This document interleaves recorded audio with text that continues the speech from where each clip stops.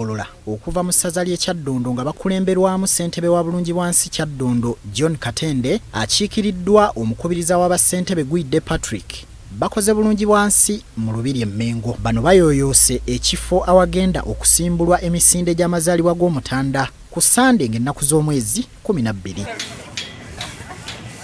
Abayizi b'amasomero okuli erya Amuka Classic School Mbuya, Lubiri Nnabagereka ne Our Lady of Africa Junior School Bukasa beetabye butereevu mu Bulungibwansi era abayizi boogedde ku bukulu bw'enteekateeka eno. Bwe twawulidde ku kuteekateeka kw'emisinde gy'amazaalibwa ga Kabaka twasitukiddemu era twaguze emijoozi n'okudduka tujja kudduka. Twaniriza amasomero gonna okulabira ku ffe bagule emijoozi baje tudduke. Nga twenyigira mu nteekateeka za Kabaka ez'enjawulo kugeza nga Obazambogo, emisinde n'ebirala bingi. Era nga bwe tuli wano ng'essomero twaguze dda emijoozi. Twesimye nnyo okutuuka mu Lubiri era tusuubizwa okubeera nga tujja kubeerawo Bulungibwansi ebiseera byonna. Akuliddemu enteekateeka eno Gwidde Stephen akunze abantu b'Abeene okujjumbira okukola Bulungibwansi mu bitundu gye bali ng'emu ku nteekateeka y'emisinde gy'amazaalibwa g'Abeene. Abantu mwenna gye muli mukole Bulungibwansi eyo yonna gye muli nga tujjukira amazaalibwa ga Ssaabasajja Kabaka ag'ensanvu mu ogumu ag'obuvunaanyizibwa nga eggombolera lya Ssaabaddukira.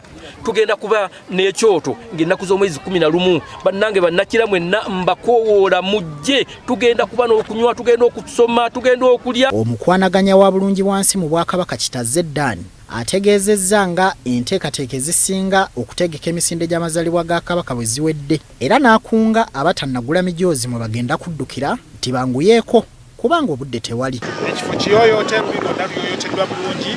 Nebaza amasomero gonna agasente gatwegattako. Minisita wa Bulungibwansi mu Bwakabaka Oweekitiibwa Mariam Mayanja Nkalubo wano wasabidde abantu ba Kabaka okuyooyoota ebitundu byabwe era bakuume obuyonjo okuweesa Omutanda ekitiibwa. Ate era n'okwetooloola ebifo ebyo byonna ebyalambikiddwa okuyitamu abaddusi abagenda okudduka kilomita 5, abagenda okudduka 21.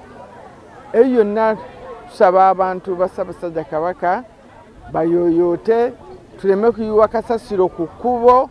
Mu ngeri y'emu alambuludde ku nteekateeka y'okusitula omutindo mu Bulungibwansi naddala mu bavubuka n'abaana abato mu masomero. Bo tebajja kudda mu kintu kidoogo nfunirawa, ajja kusobola n'okugamba muzadde we nti tosuula awo kasasiro, tosuula kacupa, tosuula kaveera, ebintu ebifaanagana bwe bityo. Wetuviiridde mu kifo kino nga ne stage awagenda okubeera omukolo omukulu eteekebbwateekebbwa olunaku lutuuke nga buli kimu kiri ttereere nga nnyindo ya nte.